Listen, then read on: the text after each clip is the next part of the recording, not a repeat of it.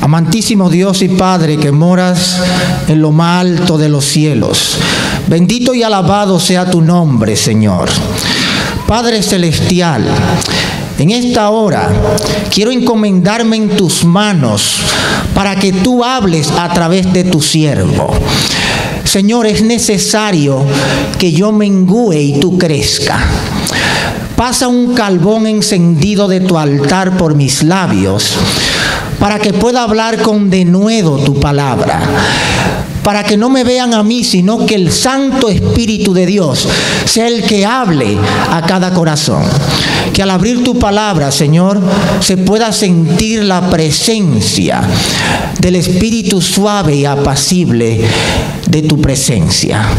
Perdónanos y quédate con nosotros en lo que resta de este día y de nuestra vida en este mundo. Te lo suplicamos todo en el nombre precioso de nuestro amado Salvador, Cristo Jesús. Amén. Bien, hermanos, muchas gracias por la invitación y nuevamente una muy sincera y cordial bienvenida para cada uno, también para las personas que nos estarán viendo a través de la pantalla. También sean bienvenidos. Vamos a estudiar la palabra de Dios, así que preparen sus Biblias porque hoy vamos a estudiar la palabra del Señor. Es el santo día del Señor. Como ustedes pueden ver en su boletinero, el tema de hoy lleva por título ¿Quién podrá estar firme? Les invito a abrir la palabra de Dios en lo que constituyó nuestra lectura bíblica. Isaías capítulo 2. Isaías capítulo 2. En el versículo 9. Versículo 10 y 11. Nos dice la palabra del Señor. Métete en la peña, escóndete en el polvo de la presencia temible de Jehová y del resplandor de su majestad. La altivez de los ojos del hombre será abatida, y la soberbia de los hombres será humillada, y Jehová solo será exaltado en aquel día. Porque día de Jehová de los ejércitos vendrá sobre todo soberbio y altivo, y sobre todo enaltecido, y será abatido. Versículo 17. La altivez del hombre será abatida, y la soberbia de los hombres será humillada, y solo Jehová será exaltado en aquel día. Y quitará totalmente los ídolos, y se meterán en las cavernas de las peñas y en las aberturas de la tierra, por la presencia temible de Jehová y por el resplandor de su majestad, cuando Él se levante para castigar la tierra. Aquel día arrojará el hombre a los topos y murciélagos, sus ídolos de plata y sus ídolos de oro que le hicieron para que adorase. Y se meterá en las hendiduras de las rocas y en las cavernas de las peñas, por la presencia formidable de Jehová y por el resplandor de su majestad, cuando se levante para castigar la tierra. Aquí el Señor revela a través del profeta Isaías que vendrá un día cuando Él se va a levantar para humillar a los soberbios, aquellos poderosos, ricos, que se han enriquecido a través de la opresión del pobre y a través del engaño. Dios se va a levantar para castigar a aquellas personas que no se acuerdan de Jehová y que no piensan que hay un Dios en el cielo que todo lo ve y que traerá toda obra a juicio. En el libro de Apocalipsis nos habla de estas cosas, pero antes de ir al libro de Apocalipsis, quiero que vayan conmigo al libro del apóstol Santiago. El apóstol Santiago en el capítulo 5. Santiago capítulo 5.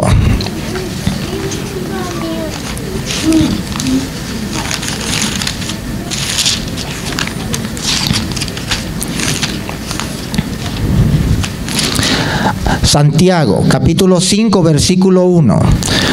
Vamos ahora, ricos, aullad, llorad por las miserias que os vendrán. Vuestras riquezas están podridas y vuestras ropas están comidas de polilla. Vuestro oro y plata están enmohecidos, y su moho testificará contra vosotros y devorará del todo vuestras carnes como fuego. Habéis acumulado tesoros ¿para cuándo? Para los días postreros. He aquí clama el jornal de los obreros que han cosechado vuestras tierras, el cual por engaño no les ha sido pagado por vosotros.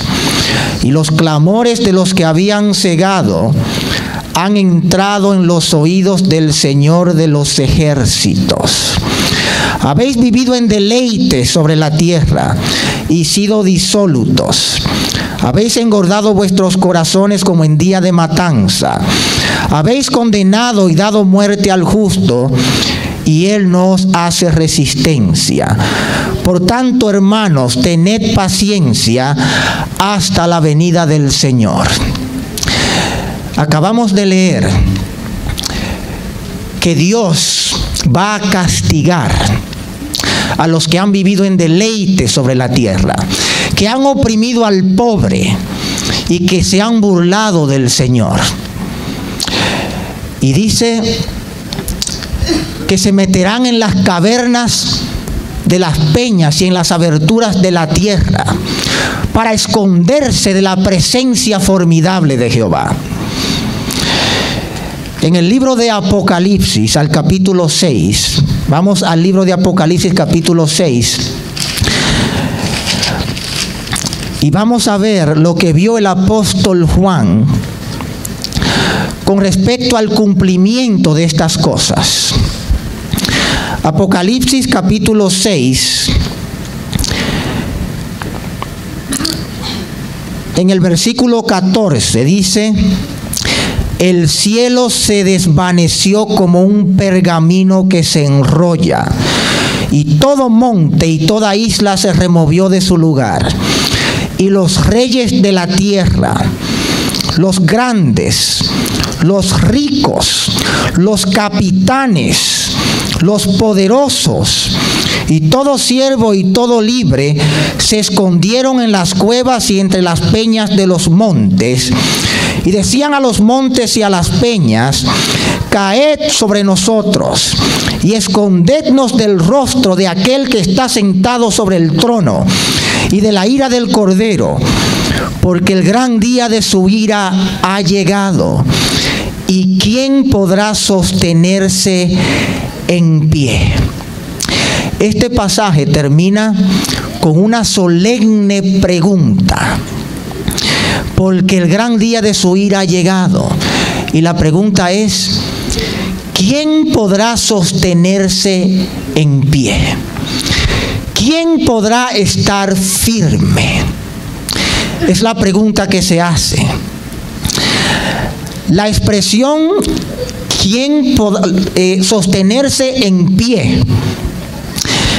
Estuve investigando en el griego. Esta expresión tiene es una sola palabra. Y en el Nuevo Testamento esta palabra se usa a menudo como antónimo de la palabra caer. Y vamos a ver algunos ejemplos.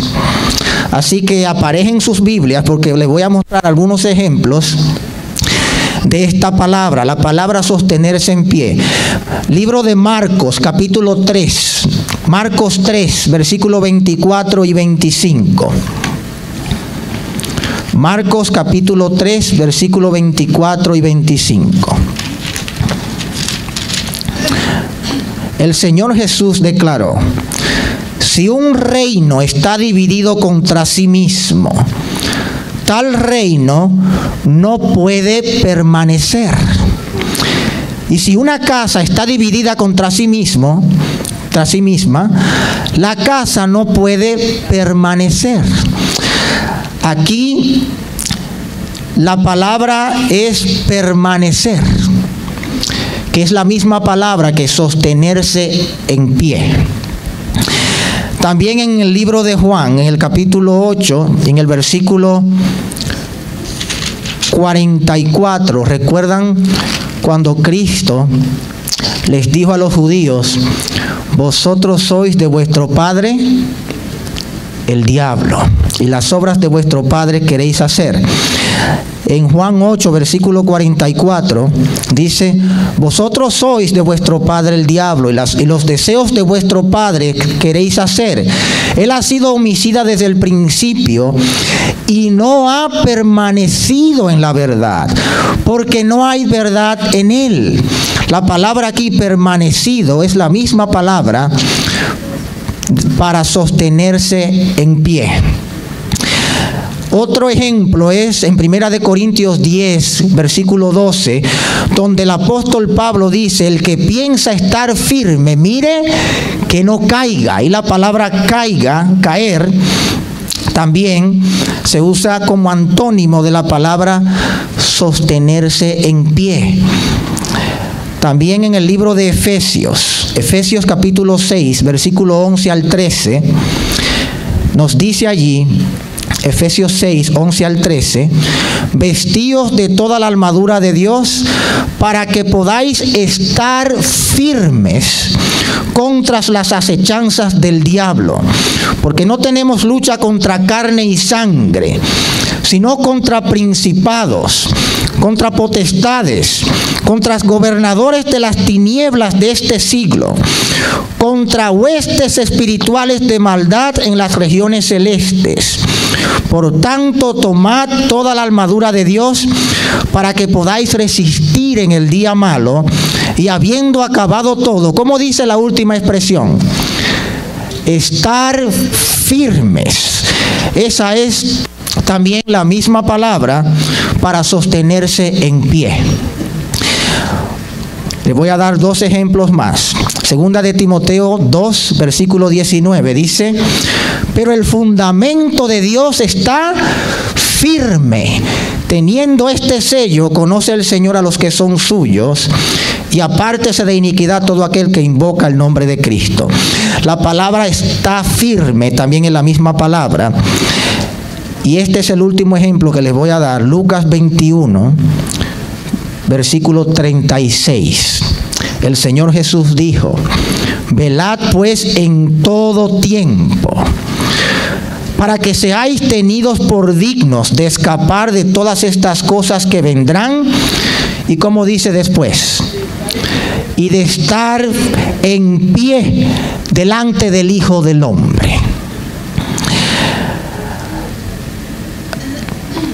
Hermanos, el capítulo 6, versículo 17 del libro de Apocalipsis termina con esta pregunta, que es una pregunta trascendental para nuestros días.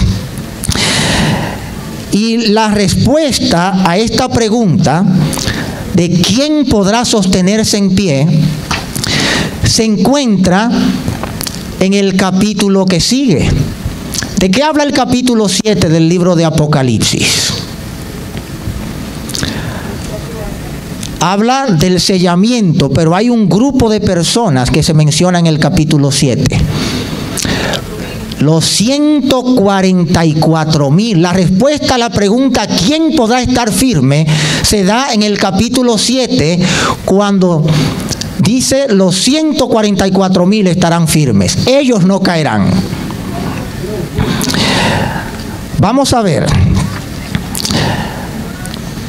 La fuente de este pasaje de Apocalipsis 7, del 1 al 4, se encuentra en Ezequiel 9. ¿Recuerdan la historia del ángel que tenía el tintero de escribano, que el Señor le dice: ve y pasa por en medio de la ciudad, por en medio de Jerusalén, y coloca una señal en la frente a los hombres que gimen y claman a causa de las abominaciones que se hacen en medio de ella? Y dice que habían personas que estaban haciendo abominaciones, pero Dios colocó su sello sobre los que gemían y clamaban por estas abominaciones. Y estos no participaron de esas abominaciones, ni tampoco profanaron el nombre de Dios. Sin embargo, el capítulo 7 del libro de Apocalipsis no describe el carácter de los 144,000. Solamente menciona los 144,000, pero no describe el carácter de los 144,000.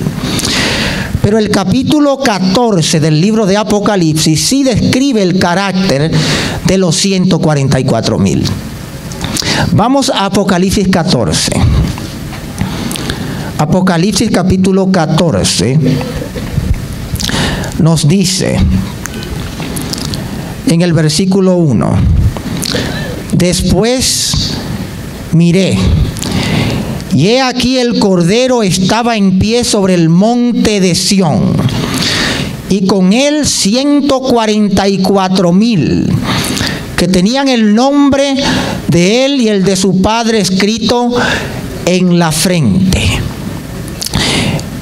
Y oí una gran voz del cielo como estruendo de muchas aguas, y como sonido de un gran trueno, y la voz que oí era como de arpistas que tocaban sus arpas, y cantaban un cántico nuevo delante del trono y delante de los 4 seres vivientes y delante de los ancianos.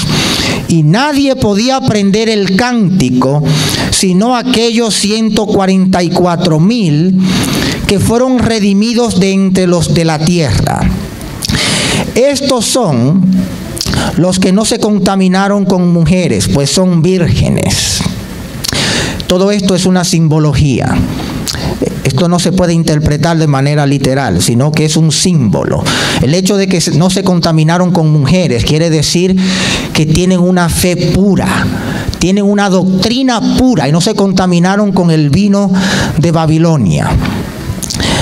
Luego dice: estos son los que siguen al Cordero por donde quiera que va. Estos fueron redimidos de entre los hombres como primicias para Dios y para el Cordero, y en sus bocas no fue hallada mentira, pues son sin mancha delante del trono de Dios. Alabado sea el nombre de Cristo. Resumiendo esto, hermanos, que acabamos de leer, podemos decir que este grupo especial que va a estar en pie cuando el Señor Jesús se manifieste en gloria, tienen varias características, y vamos a analizar esas características. Lo primero es que siguen al Cordero por donde quiera que va. Primeramente le siguieron en la tierra por la fe, y cuando estemos en el reino de los cielos, el grupo de los 144,000 será la escolta personal del Señor Jesús, y serán los únicos que van a entrar en el santuario, porque habrán tenido una experiencia que ningún otro grupo la habrá tenido. Eso es lo primero. Otra característica: tienen el nombre del Padre escrito ¿dónde? En sus frentes. Y el nombre de Dios en la frente es un indicio de su carácter. Cuando dice que tienen el nombre del Padre escrito en la frente, quiere decir que tienen el carácter del Padre. Miren este ejemplo. Vayan rápidamente al libro de Éxodo. Éxodo, al capítulo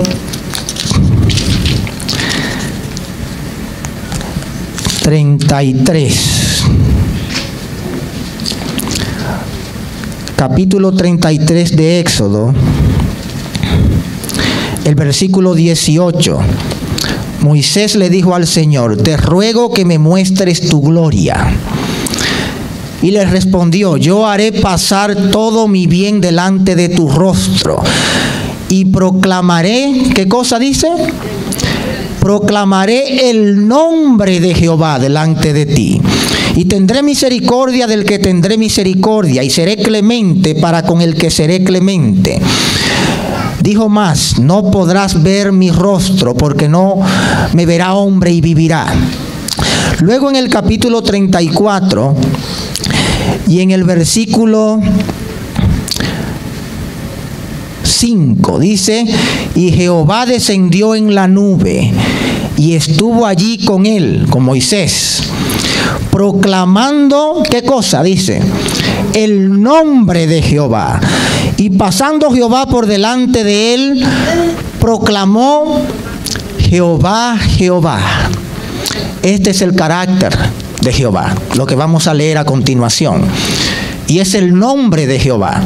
Por eso es el nombre de Dios, es un indicio de su carácter.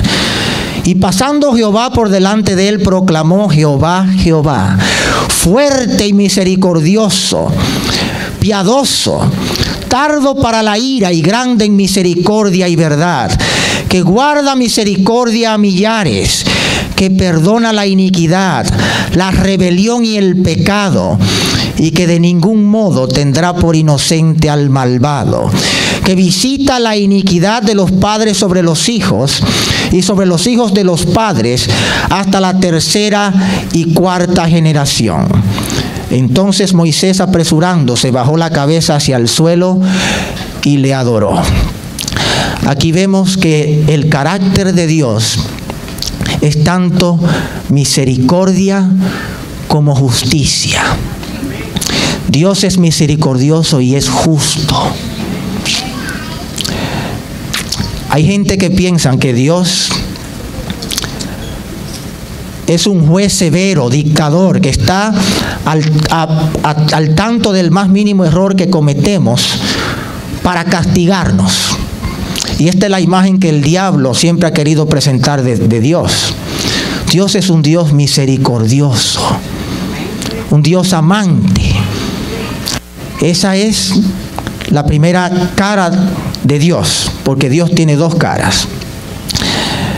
Hay otros que pintan a Dios como un Santa Claus celestial, que a todo el mundo va y le lleva regalos, y que pueden hacer lo que les guste, y que Dios no se mete en eso. Dios es un Dios demasiado misericordioso. Tú puedes hacer lo que te venga en gana. Por supuesto, ambos extremos son incorrectos. Dios es un balance perfecto entre la justicia y la misericordia. Otra cosa que tienen los 144,000: cantan un cántico nuevo. Este cántico nuevo es el cántico de su experiencia, porque habrán pasado por una experiencia similar a la que pasó el pueblo de Israel a orillas del Mar Rojo. Un cántico de liberación. Y ese cántico no se va a cantar aquí en la tierra. Ese cántico se va a cantar ¿dónde?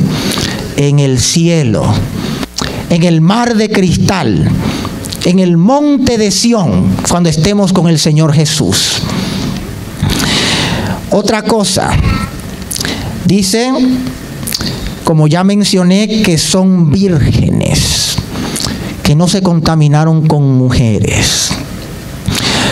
Ustedes saben que en el libro de San Mateo, en el capítulo 25, nos habla de las 10 vírgenes, la parábola de las 10 vírgenes. No voy a hablar de eso, no es mi tema ese hoy. Tengo otro tema acerca de eso. Pero dicen que son vírgenes porque tienen una fe pura, tienen una doctrina pura. Lo otro es que no había engaño en sus bocas. ¿En cuántos de nosotros existe el engaño? Esa es una pregunta que tenemos que hacernos cada uno de nosotros de manera individual. Porque la Biblia dice que el remanente de Dios no tiene engaño en su boca. Léanlo, miren, en Sofonías, capítulo 3. En el libro de Sofonías, en el capítulo 3. Dice en el versículo 12, dice: y dejaré en medio de ti un pueblo humilde y pobre, el cual confiará en el nombre de Jehová. El remanente de Israel no hará injusticia ni dirá mentira, ni en boca de ellos se hallará lengua engañosa. Gracias, hermano. Porque ellos serán apacentados y dormirán, y no habrá quien los atemorice. Ellos no dirán mentira, no tendrán lengua engañosa. Porque ¿quién es el padre de la mentira? Satanás. Y lo otro que tienen es que son sin mancha delante del trono de Dios. Y el libro de Apocalipsis dice que en la santa ciudad no entrará cosa inmunda ni aborrecible. Y si dice que son sin mancha, es porque deben ser sin pecado. Esto fue lo que Dios se propuso con su iglesia. Si ustedes leen en el libro de Efesios, en el capítulo 5, Efesios 5,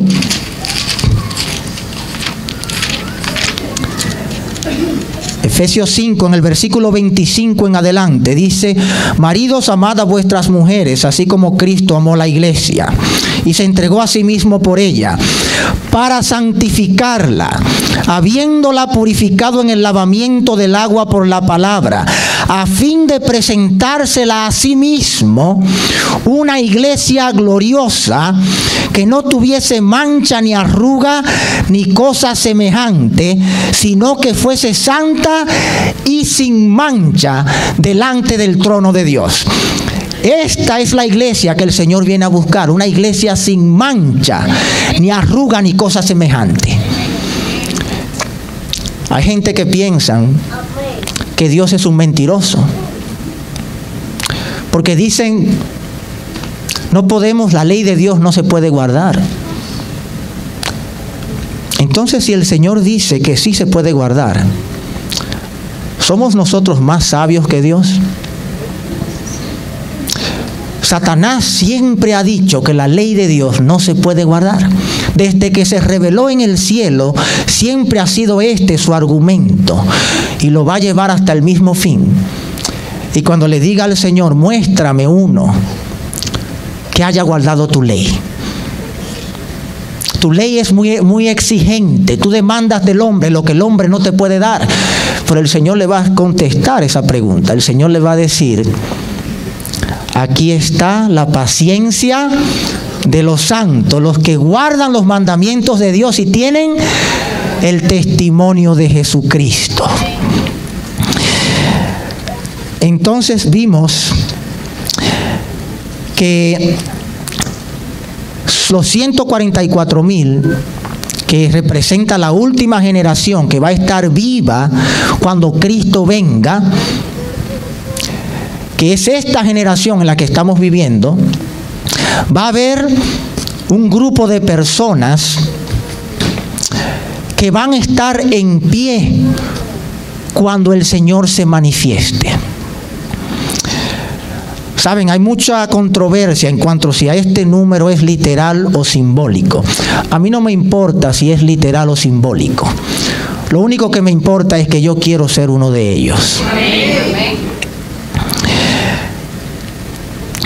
Hay otros pasajes, hermanos, en la palabra de Dios donde se menciona la misma pregunta, donde no solamente en Apocalipsis 6:17 es el único lugar que se hace esta pregunta de quién podrá estar firme. Hay muchos otros pasajes en la Biblia que nos habla de lo mismo. Por ejemplo, Joel capítulo 2. Vayamos al libro de Joel capítulo 2. Y es interesante notar que en cada caso de estos pasajes se pone de relieve o se muestra el carácter de los que se mantendrán firmes. Joel capítulo 2, versículo 11. Joel 2, 11.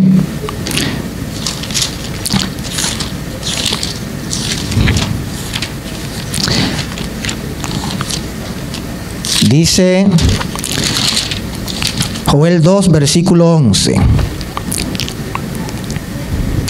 Y Jehová dará su orden delante de su ejército. ¿Cuál es el ejército del Señor? Escuchamos con frecuencia la frase Jehová de los ejércitos. ¿Cuál es el ejército del Señor? Algunos dicen su pueblo. Ok, vamos a ver lo que dice la Biblia. Vayan, no pierdan a Joel capítulo 2, vayan a Apocalipsis 19, versículo 11 y 14. Apocalipsis 19, 11. Dice, entonces vi el cielo abierto, y he aquí un caballo blanco, y el que lo montaba se llamaba Fiel y Verdadero, y con justicia juzga y pelea. Este es Cristo. Y en el versículo 14 dice, y los ejércitos celestiales, vestidos de lino finísimo, blanco y limpio, le seguían en caballos blancos. ¿Quién es el ejército del Señor? Los ejércitos celestiales, los santos ángeles. Y luego nosotros, cuando seamos traspuestos al reino de los cielos, también formaremos partes de ese ejército. Aquí dice, hermanos, en Joel capítulo 2, versículo 11, y Jehová dará su orden delante de su ejército, porque muy grande es su campamento. Fuerte es el que ejecuta su orden, porque grande es el día de Jehová y muy terrible. Y vuelve y se hace la pregunta, ¿quién podrá soportarlo? ¿Quién podrá sostenerse en pie? Y por supuesto, la respuesta a esta pregunta se da en los versículos 12 al 17 y se hace con terminología del día de expiación, haciendo alusión al día del juicio. Versículo 12 dice, por eso ahora, dice Jehová, convertíos a mí con todo vuestro corazón, con ayuno, lloro y lamento. Rasgad vuestro corazón y no vuestros vestidos. Convertíos a Jehová vuestro Dios, porque misericordioso es y clemente, tardo para la ira y grande en misericordia, y que se duele del castigo. ¿Quién sabe si volverá y se arrepentirá y dejará bendición tras él? Esto es ofrenda y libación para Jehová vuestro Dios. Versículo 15. Tocad trompeta en Sión, proclamad ayuno, convocad asamblea, reunid al pueblo, santificad la reunión, juntad a los ancianos, congregad a los niños y a los que maman, salga de su cámara el novio y de su tálamo la novia. Entre la entrada y el altar lloren los sacerdotes ministros de Jehová y digan, perdona, oh Jehová, tu pueblo, y no entregues al oprobio tu heredad, para que las naciones se enseñoreen de ella. Porque ¿qué han de decir entre los pueblos? ¿Dónde está su Dios? En este pasaje tenemos todos los elementos del día de expiación. En primer lugar, ¿qué era lo primero que se hacía en el día de expiación? Se tocaba la trompeta para anunciar que venía el juicio.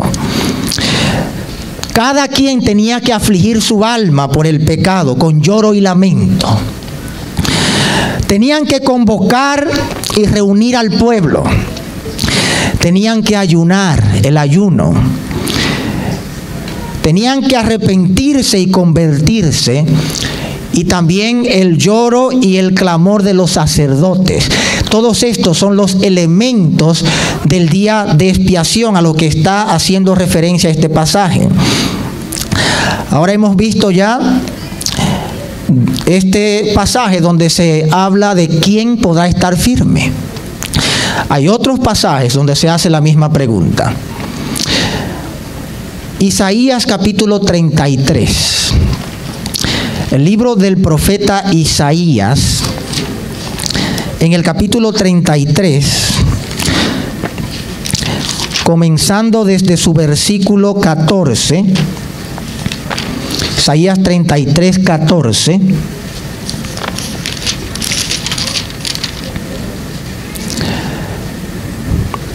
dice en el versículo 14: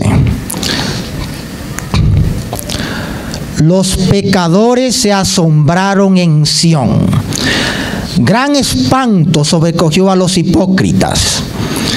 ¿Quién de nosotros morará con el fuego consumidor? ¿Quién de nosotros habitará con las llamas eternas? Aquí vuelve y se hace la pregunta: ¿quién de nosotros habitará con las llamas eternas? ¿Quién de nosotros podrá estar firme? Lo interesante es que el mismo pasaje da la respuesta.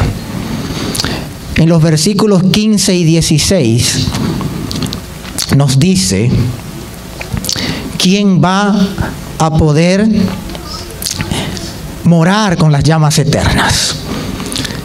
El que camina en justicia y habla lo recto, el que aborrece la ganancia de violencias, el que sacude sus manos para no recibir cohecho, el que tapa sus oídos para no oír propuestas sanguinarias, el que cierra sus ojos para no ver cosa mala, el que cierra sus ojos para no ver novela, para no ver películas de terror, para no ver películas explícitas,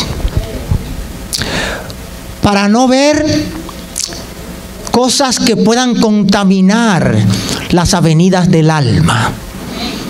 Y el que tapa sus oídos para no oír cosa mala, el que tapa sus oídos para no oír música mundana, el que tapa sus oídos para no oír maledicencia ni malas palabras, este es el que habitará en las alturas. Alabado sea el nombre del Señor. Y dice: el que tapa sus oídos para no oír propuestas sanguinarias, el que cierra sus ojos para no ver cosa mala, este habitará en las alturas. Fortaleza de roca será su lugar de refugio. Se le dará su pan y sus aguas serán seguras. Aquí acabamos de ver que este pasaje también subraya la conducta de los fieles. Subraya la conducta de los fieles que podrán alguna vez habitar en la presencia de Dios. Otro pasaje donde se encuentra la misma pregunta es en el Salmo 15. Vayan al Salmo 15. Salmo capítulo 15.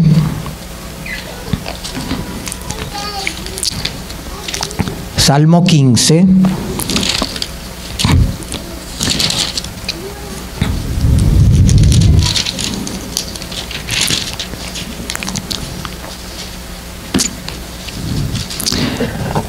Nos dice el versículo 1: Jehová, ¿quién habitará en tu tabernáculo?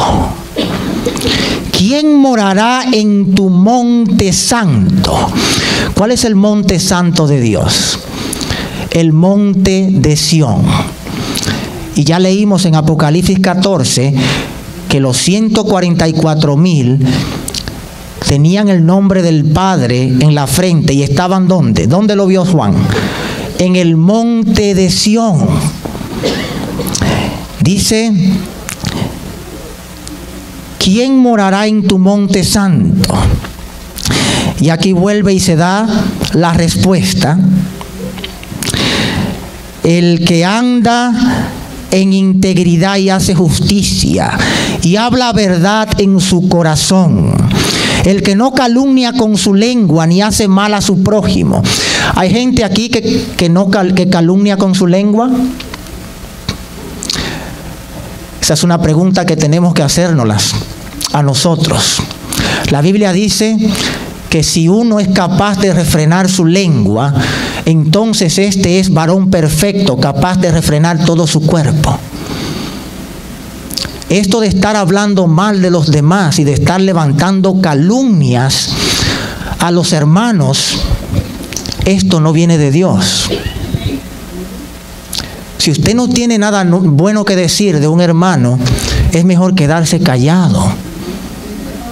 Dios nos manda a que reprendamos el pecado, pero no a que hagamos señalamientos personales, ni que estemos denigrando a los demás. Dios nos ama a amar aún a nuestros enemigos. Sigue diciendo: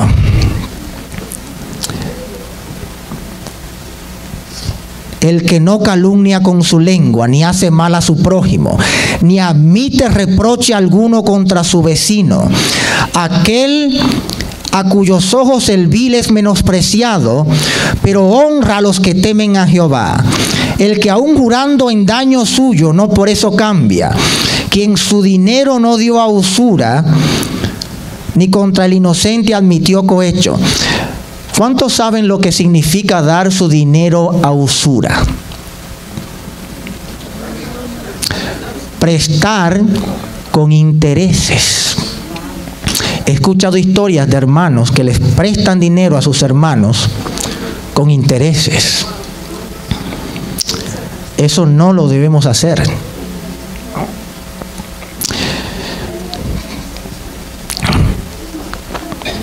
Ahora, hermanos, otro pasaje es el Salmo 24. Ahí mismo, en el Salmo 24, vuelve también y se hace una pregunta similar. Y cabe recalcar que el Salmo 24 es un himno que se cantó cuando Cristo ascendió al cielo con las primicias. ¿Recuerdan cuando Cristo murió en la cruz? Que exclamó: consumado es, y entregó el Espíritu. Y dice que hubo un terremoto y las tumbas de muchos santos se abrieron. Y esas tumbas permanecieron abiertas, y cuando Cristo resucitó en el domingo tempranito en la mañana, esos santos también salieron de sus tumbas y aparecieron a muchos. Esas fueron las primicias.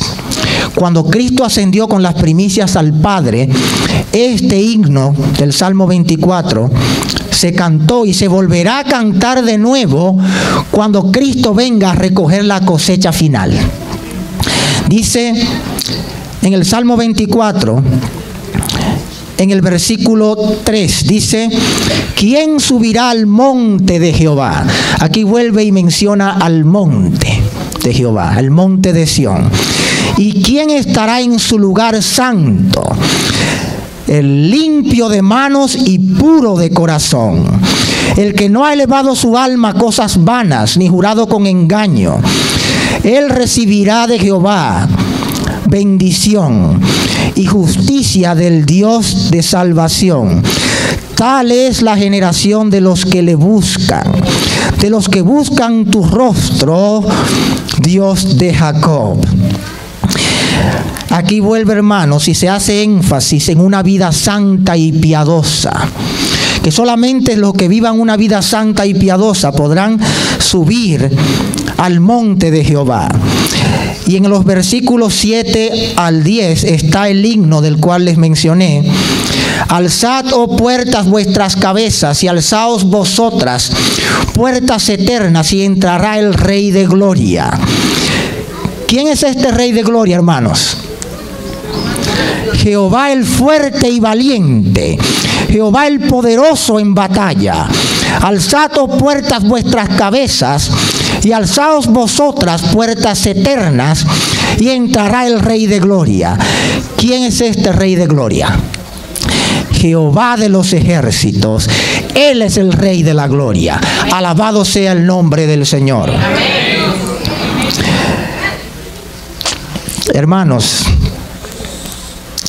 a mí me dijeron que hoy es sábado y que no estamos sujetos al tiempo los sábados, así que trataré de no extenderme mucho, pero tengo mucho material que compartir con ustedes y voy a tratar de no tomarme todo el tiempo.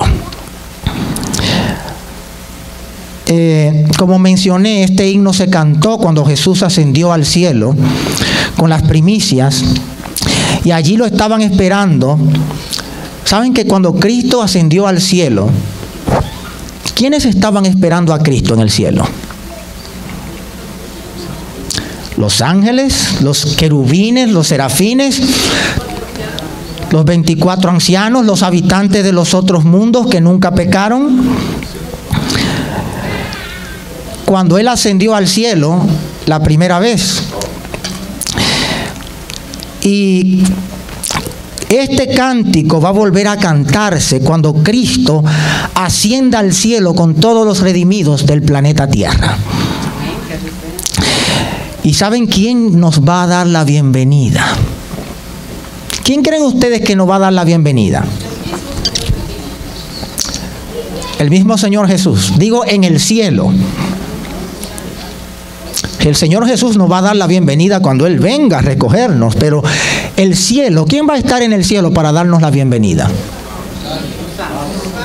Algunos dicen los ángeles. Ustedes saben que hay mucha gente que dice y enseña, porque la Biblia dice que Cristo viene con la gloria del Padre, en la gloria del Padre.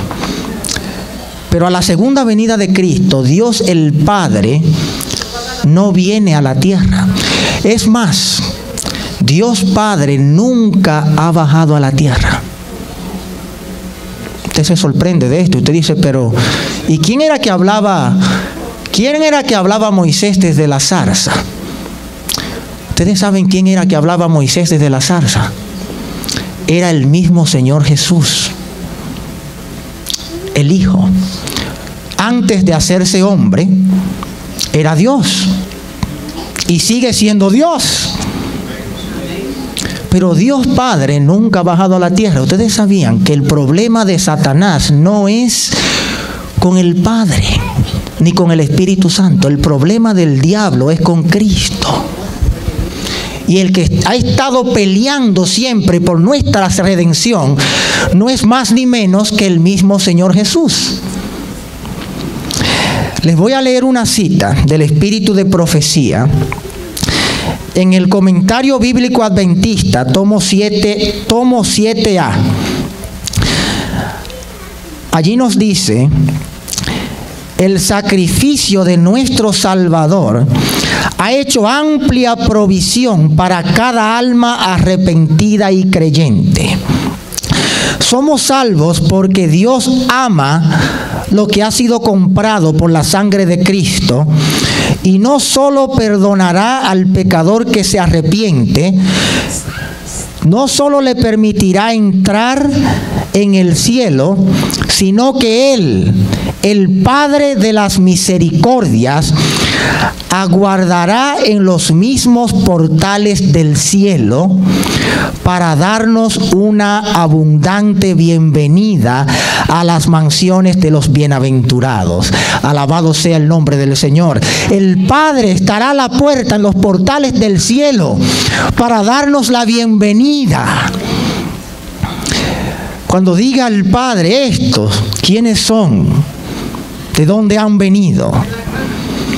Y el Señor Jesús diga, estos son los que han salido de la gran tribulación y han lavado sus ropas y las han emblanquecido en la sangre del Cordero. Por eso estarán en la presencia de Dios día y noche. Sigue diciendo: oh, qué amor, qué maravilloso amor nos ha demostrado el Padre en la dádiva de su Hijo a la raza caída. Y este sacrificio es el canal por medio del cual fluye el amor infinito para que todo el que cree en Jesús pueda recibir, así como el Hijo pródigo, plena y gratuita reintegración al favor del cielo. ¿Quién es que va a enviar a Jesucristo del cielo? Por eso sabemos que el Padre no viene en la segunda venida, porque el que va a enviar a Jesucristo es el Padre. Lo dice la Biblia en el libro de Hechos, en el capítulo 3, Hechos 3, Hechos capítulo 3, en los versículos 19 al 22, leemos: así que arrepentíos y convertíos para que sean borrados vuestros pecados, para que vengan de la presencia del Señor tiempos de refrigerio. Y Él, ¿quién es Él?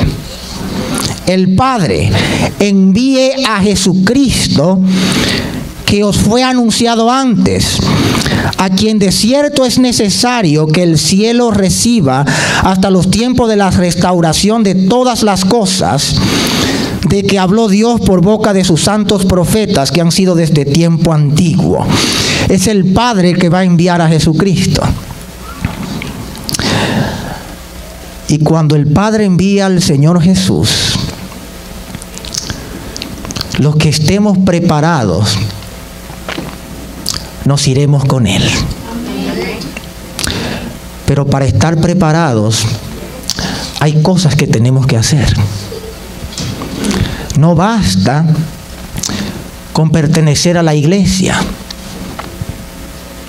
Podemos tener nuestros nombres escritos en los libros de la iglesia, pero la Biblia dice que solamente los que estén escritos en el libro de la vida del Cordero, que fue inmolado desde la fundación del mundo, serán los que van a ascender al cielo con Él.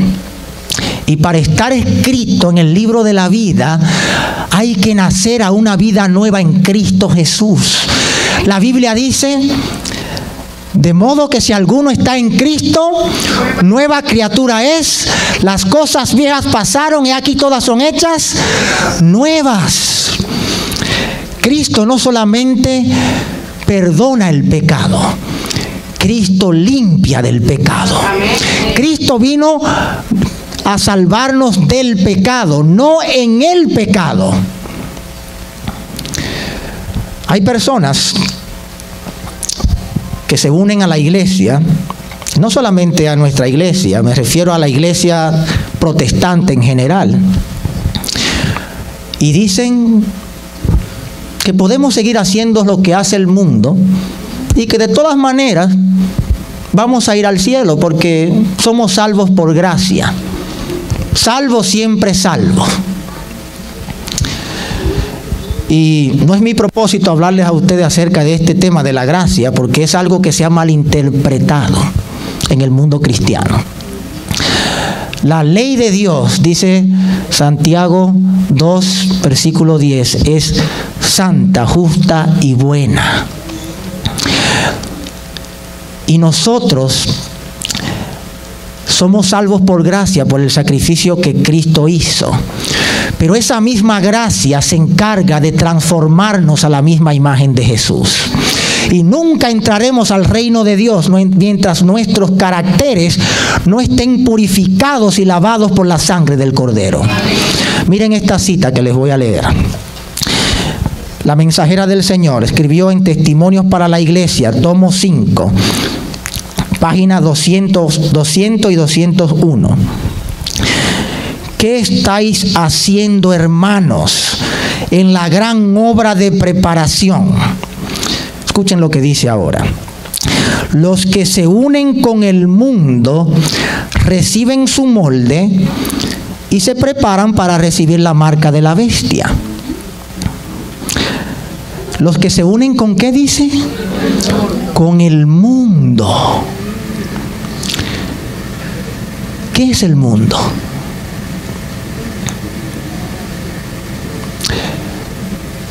Abran sus Biblias en el libro de Santiago, en el capítulo 4 y en el versículo 4. Santiago 4:4. Dice el apóstol Pablo, el apóstol: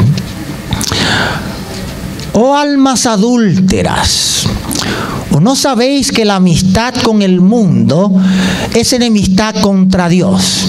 Y que cualquiera que se hace amigo del mundo se constituye ¿en qué? En enemigo de Dios. ¿Cómo es esto? Quiere decir que si yo soy amigo del mundo, soy enemigo de Dios. Pero nosotros muchas veces decimos: tengo un amigo que se llama Cristo, y cantamos la canción que dice: oh, qué amigo nos es Cristo. Pero si vivimos en el mundo, acabamos de leer que nos constituimos en enemigos de Dios. Miren lo que Cristo dijo. Vayan a San Juan, al capítulo 15. San Juan capítulo 15.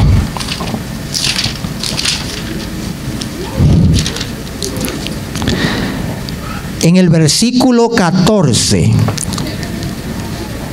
y 15 dice: vosotros sois mis amigos si hacéis lo que yo os mando.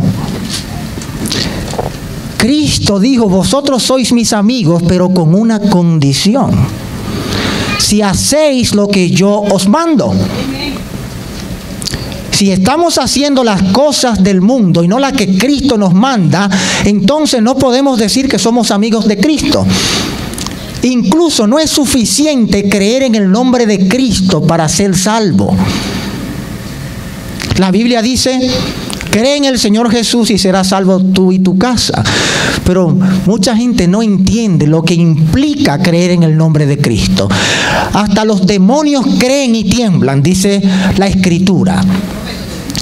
Miren este ejemplo. Vayan ahora al libro de Juan, ahí mismo, al capítulo 2. En los días de Cristo habían muchos que creían en su nombre. Juan capítulo 2, en el versículo 23, dice: estando en Jerusalén en la fiesta de la Pascua, muchos creyeron en su nombre. ¿Cuántos creyeron en su nombre? Muchos, viendo las señales que hacía. Pero Jesús mismo no creía en ellos, porque conocía a todos y no tenía necesidad de que nadie le diese testimonio del hombre, pues él sabía lo que había en el corazón del hombre. Muchos creyeron en Cristo viendo las señales que hacía, pero Cristo no creía en ellos. ¿Será que algunos de nosotros creemos en Cristo, pero Cristo no cree en nosotros porque Él sabe lo que hay en nuestro corazón? Engañoso es el corazón más que todas las cosas. ¿Quién lo conocerá? Dice que Cristo no creía en ellos porque Él sabía lo que había en el corazón del hombre. ¿Y qué es lo que hay en el corazón del hombre? Marcos 7, versículo 21. ¿Qué es lo que hay en el corazón del hombre? Vamos a ver. San Marcos capítulo 7, versículo 21. Marcos 7, 21. Dice: porque de dentro del corazón de los hombres salen los malos pensamientos, los adulterios, las fornicaciones, los homicidios, los hurtos, las avaricias, las maldades, el engaño, la lascivia, la envidia, la maledicencia, la soberbia y la insensatez. Todas estas cosas de dentro salen y contaminan al hombre. Y la cita que leímos dice que los que se unen con el mundo reciben su molde y se preparan para tener la marca de la bestia. Pero los que desconfían de sí mismos se humillan delante de Dios y purifican sus almas obedeciendo a la verdad. Estos son los que reciben el molde celestial y se preparan para tener el sello de Dios en sus frentes. Cuando se promulgue el decreto y se estampe el sello, su carácter permanecerá puro y sin mancha para la eternidad. Alabado sea el nombre del Señor. Su carácter quedará fijado, quedará sellado para la eternidad y ya no podrán pecar. En el libro de Daniel, Daniel capítulo 12, versículo 10. Busque Daniel 12, 10. Allí dice: muchos serán limpios y emblanquecidos y purificados. Los impíos procederán impíamente y ninguno de los impíos entenderá, pero los entendidos comprenderán. Dice que muchos serán limpios y purificados. Y si usted ve al pie de ese versículo, está citando Apocalipsis 22, versículo 11. Cuando el Señor Jesús va a decir las palabras más solemnes que jamás hayan salido de sus labios: el que es santo, santifíquese todavía, y el que es sucio, ensúciese todavía.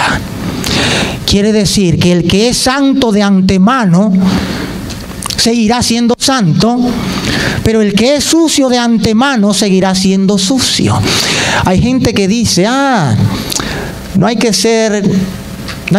tomarse las cosas tan a pecho. Cuando venga eso de la ley dominical y cuando venga la crisis, entonces el Señor nos va a preparar.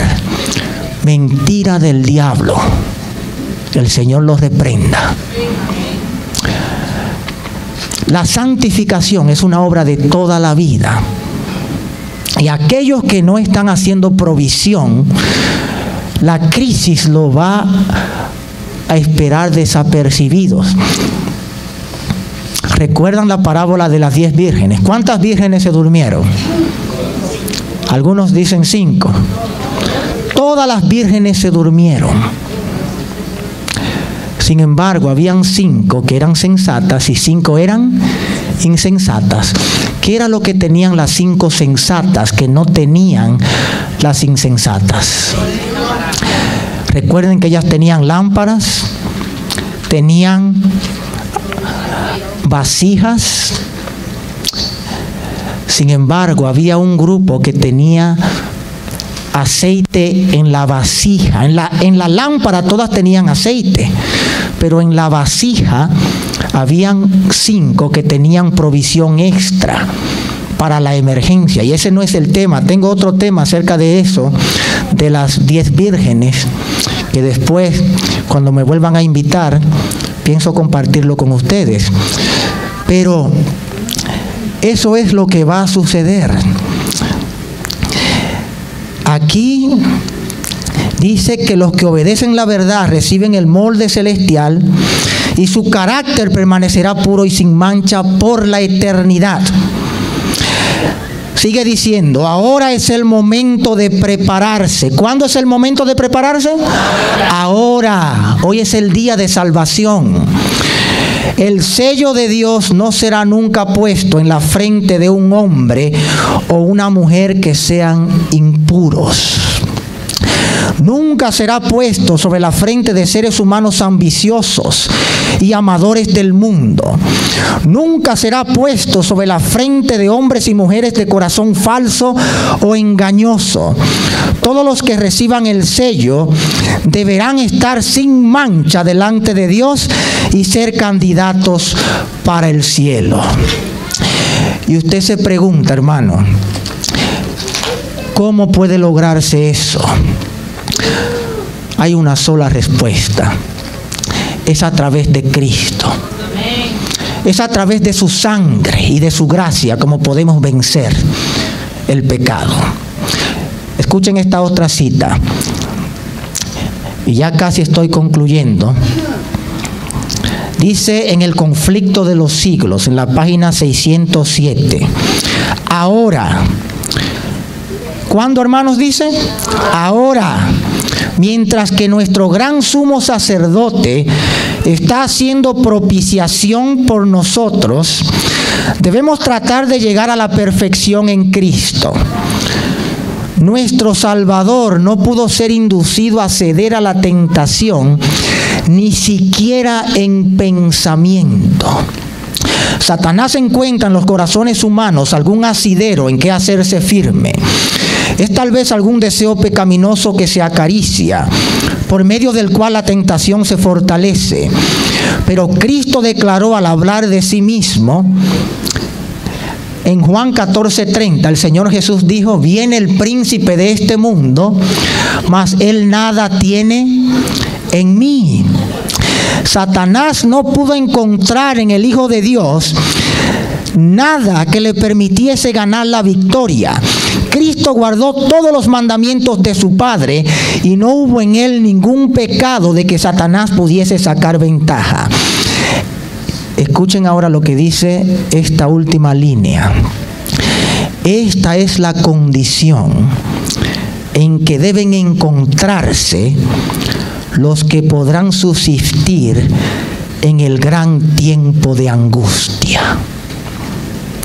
Ustedes saben que en el tiempo de angustia, cuando se acabe la gracia, cuando Cristo deje caer el incensario y salga del templo que está en el cielo, del santuario, ya no habrá quien haga propiciación por el pecado.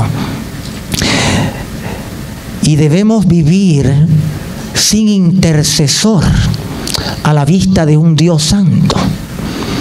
¿Se imaginan lo que eso significa? Miren esta última cita. Conflicto de los Siglos, página 421. Los que vivan en la tierra cuando cese la intercesión de Cristo en el santuario celestial deberán estar en pie en la presencia del Dios Santo y sin mediador. Sus vestiduras deberán estar sin mácula, sus caracteres purificados de todo pecado por la sangre de la aspersión, por la gracia de Dios, y sus propios y diligentes esfuerzos deberán ser vencedores en la lucha con el mal. Mientras se prosigue el juicio investigador en el cielo, mientras que los pecados de los creyentes arrepentidos son quitados del santuario, debe llevarse a cabo una obra especial de purificación, de liberación del pecado entre el pueblo de Dios en la tierra. Esta obra está presentada con mayor claridad en los mensajes del capítulo 14 del libro de Apocalipsis. Cuando esta obra haya quedado consumada, los discípulos de Cristo estarán listos para su venida. Alabado sea su nombre. Por esto es que tenemos que estudiar la verdad del santuario y del juicio investigador. Tenemos que ver lo que Cristo está haciendo en el santuario para poder entender la obra que tiene que hacerse en nosotros. Porque el templo del alma tiene que ser purificado de toda inmundicia y de todo pecado para poder estar en pie cuando Él se manifieste. En el Salmo 119, versículo 9 al 11, dice: ¿con qué limpiará el joven su camino? Con guardar tu palabra. Con todo mi corazón te he buscado, no me dejes desviarme de tus mandamientos. En mi corazón he guardado tus dichos para no pecar contra ti. ¿Cómo puede uno purgarse del pecado? ¿Cómo puede uno dejar de pecar? El hermano dice: guardando los mandamientos de Dios. Pero nosotros, por nosotros mismos, no podemos guardar los mandamientos de Dios. ¿Cómo podemos nosotros dejar de pecar?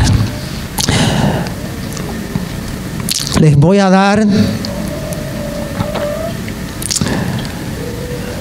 una recomendación. Lo primero es que tenemos que fijar nuestros ojos en Cristo, autor y consumador de nuestra fe.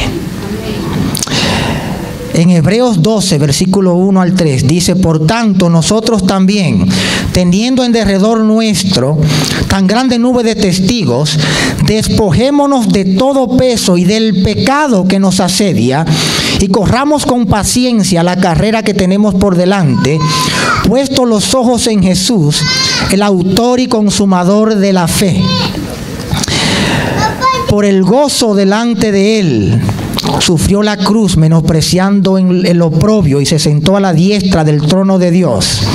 Considerad a Cristo, que sufrió tal contradicción de pecadores contra sí mismo, para que vuestro ánimo no se canse hasta desmayar. Y también, hermanos, tenemos que mirar a Cristo a cara descubierta, y dice la Biblia que seremos transformados de gloria en gloria a la misma imagen. Eso está en 2 de Corintios capítulo 3, versículo 18. Mirando a Cristo, contemplando su carácter, somos transformados de gloria en gloria a la misma imagen del Señor Jesús. El Señor Jesús viene pronto y viene a buscar un pueblo santo. La palabra de Dios dice en 1 de Pedro capítulo 2, porque vosotros sois nación santa, real sacerdocio, pueblo adquirido por Dios, para que anunciéis las virtudes de aquel que os llamó de las tinieblas a su luz admirable. Si somos un pueblo santo, quiere decir que tenemos que dejar las tinieblas atrás. No podemos decir que somos un pueblo santo y seguir viviendo como vive el mundo. Entonces no somos santos, porque santo quiere decir apartado del pecado para un servicio sagrado. El Señor Jesús viene a buscar un pueblo que refleje su carácter. Él mismo declaró en San Juan 14, versículo 1 al 3, no se turbe vuestro corazón. Creed en Dios, creed también en mí. En la casa de mi Padre muchas moradas hay. Si así no fuere, yo os lo hubiera dicho. Y Cristo dice: voy pues a preparar lugar para vosotros, y si me fuere y os prepararé lugar, vendré otra vez. ¿Y qué dice después? Y os tomaré a mí mismo, para que donde yo estoy, vosotros también estéis. El tomaré a mí mismo quiere decir que Cristo viene a buscar a personas donde Él se pueda ver reflejado, donde su carácter se pueda reflejar. Y déjame decirte que Dios quiere hacer esa obra en tu vida. El Señor quiere hacer esa obra en tu vida. Tú solamente tienes que estar dispuesto a hacer el sacrificio. La Biblia dice que debemos hacer sacrificios.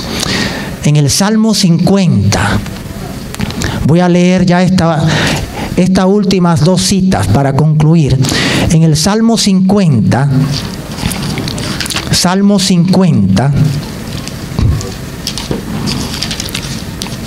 dice en el Salmo capítulo 50.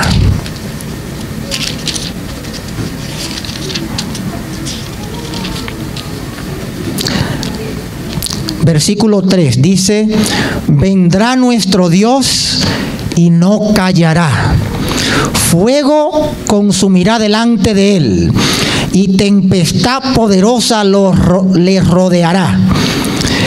Convocará a los cielos de arriba y a la tierra para juzgar a su pueblo.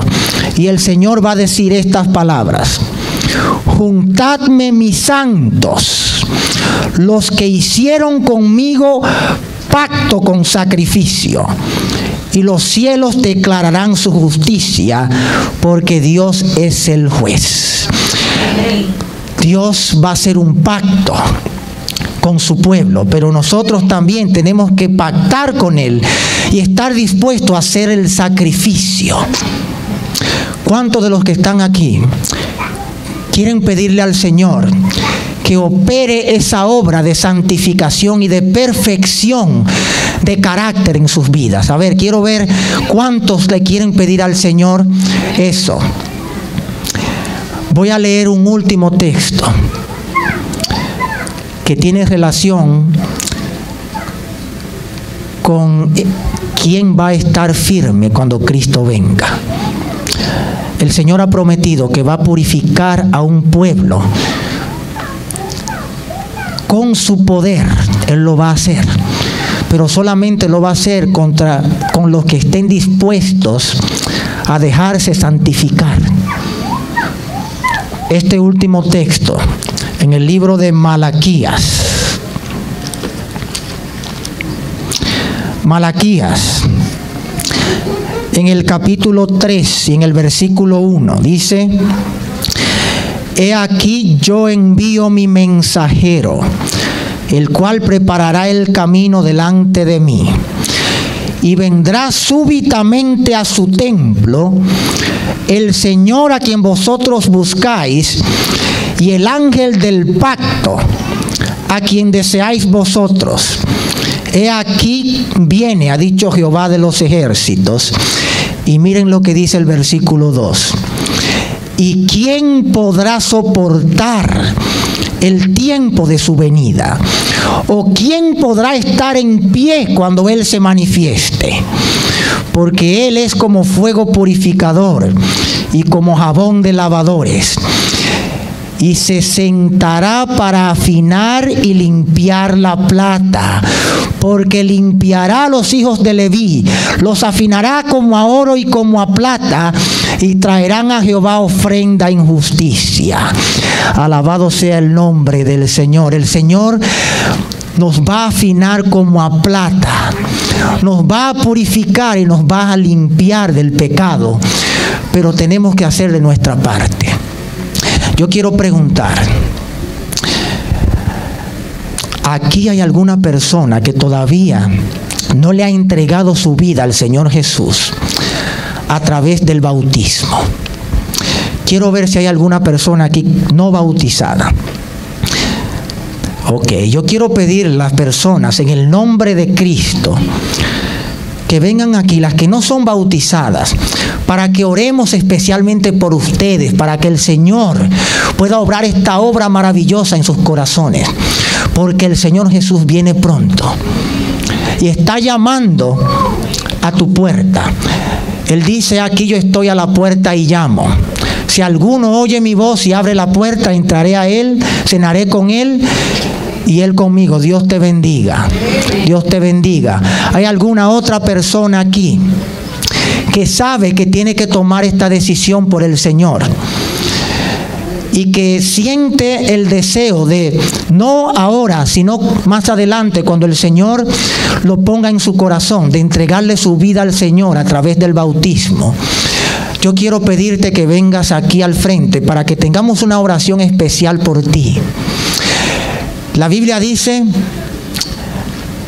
el Señor dice: el que me confesare delante de los hombres, yo también le confesaré delante de mi Padre y delante de los santos ángeles. Y el que me negare delante de los hombres, yo también le negaré delante de mi Padre y de los santos ángeles. ¿Quieres tú confesar al Señor? ¿Hay alguien más por ahí que todavía no es bautizado? A mí siempre me gusta orar por las personas que no han sido bautizadas. Porque si estás aquí en esta mañana fue porque el Señor te trajo para que escucharas este mensaje. Así que si tú, Dios te bendiga a ti también. Que si tú sientes en tu corazón que el Señor te está hablando, ven aquí. No te quedes sin la bendición de Dios. El Señor te quiere bendecir. Dios te bendiga. ¿Hay alguno más? ¿Alguno más que quiere decirle: Señor, yo quiero estar en pie cuando tú vengas en tu venida?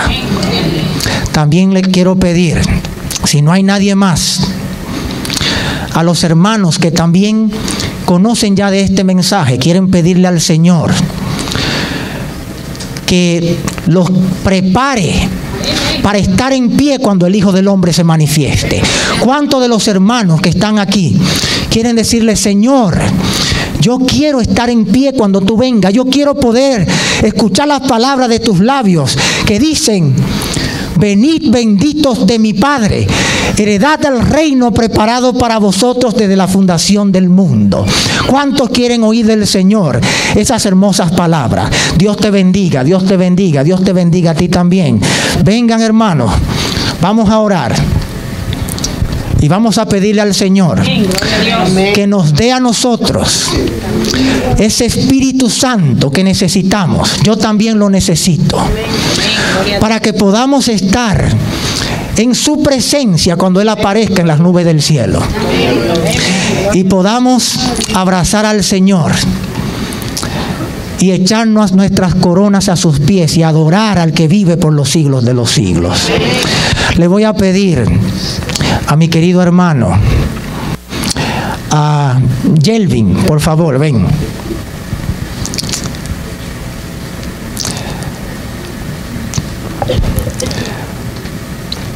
Le voy a pedir a mi hermano que tenga una oración.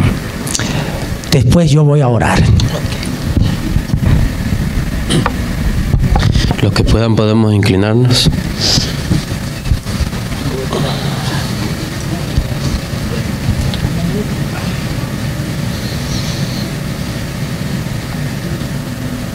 Eterno Dios que moras en las alturas de los cielos, grande, creador del universo, te damos gracias, Padre, por tu amor, por tu infinito amor, por tu misericordia, Señor.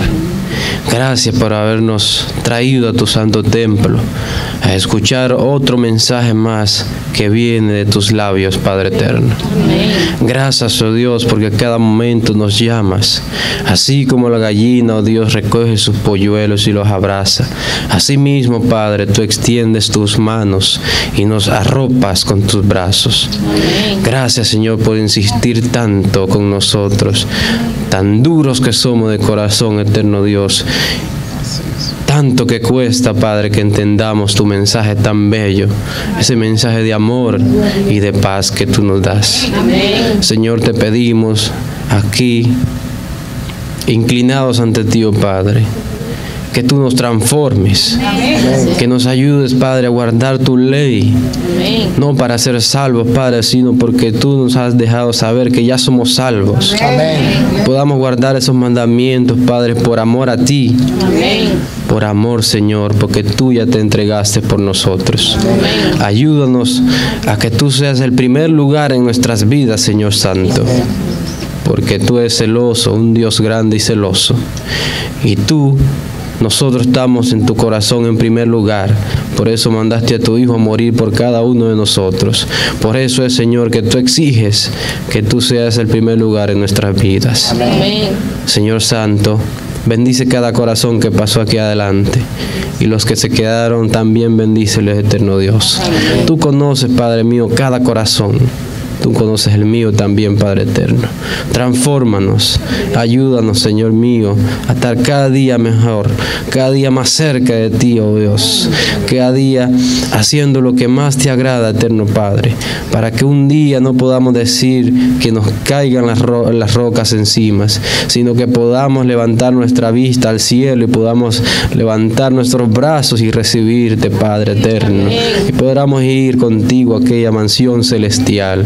Amén. Cuando estemos allá, Señor Santo, podamos reconocer que tú eres el único que tiene toda la honra y la gloria. Y aquella corona, Padre, si la llegamos a ganar, podremos ponerla a tus pies. Amén. Señor, te damos gracias por el mensaje que nos has mandado. Gracias por nuestro querido hermano Wilfredo, Padre. Seguilo bendiciendo, así como lo has bendecido hasta ahora. Bendice cada familia aquí representada, eterno Dios. Te pedimos perdón en el nombre de aquel precioso Hijo que mandaste a morir por cada uno de nosotros. En el nombre de Jesús. Amén y amén. Padre Santo, gracias, Señor, por la oportunidad, Señor, de poder estudiar tu palabra, con estos hermanos tan preciosos, hijos tuyos, Señor. Te quiero pedir, Señor, que lo que toque su corazón sea el verdadero evangelio de Jesucristo. Que no sea un evangelio espurio, sino el evangelio que una vez fue dado a los santos. Y que ellos, Señor, los que todavía no se han bautizado, como también aquellos que también conocen de este mensaje, todos juntos podamos, Señor, purificar nuestras vidas a través de la sangre de Cristo, y podamos estar juntos en aquel día cuando tú aparezcas y podamos decir al unísono: te hemos esperado y tú nos salvarás. Que eso pueda ser, Señor, una realidad en nuestra vida. Ayúdanos a prepararnos en estos días difíciles que vivimos. Ayúdanos a vencer al enemigo. Ayúdanos, Señor, a vencer todo pecado, toda obra y palabra mala, Señor. No podemos por nuestras propias fuerzas, pero por tu Espíritu, Señor. Tú has dicho, no es con espada ni con ejércitos, sino con mi Espíritu, Señor. Danos tu Espíritu Santo y danos tu bendición. Que al salir de este lugar podamos salir henchidos del Espíritu Santo. Perdónanos y llévanos con bien a nuestros hogares y a nuestros lugares de destino. Que Dios nos bendiga, que tú nos bendigas, Señor, y que podamos ser, Señor, un testimonio vivo para todo aquel que no te conoce. Te lo suplicamos en el nombre precioso de nuestro amado Salvador y Redentor Cristo Jesús. A Él sea la gloria y la honra por los siglos de los siglos. Amén. Amén.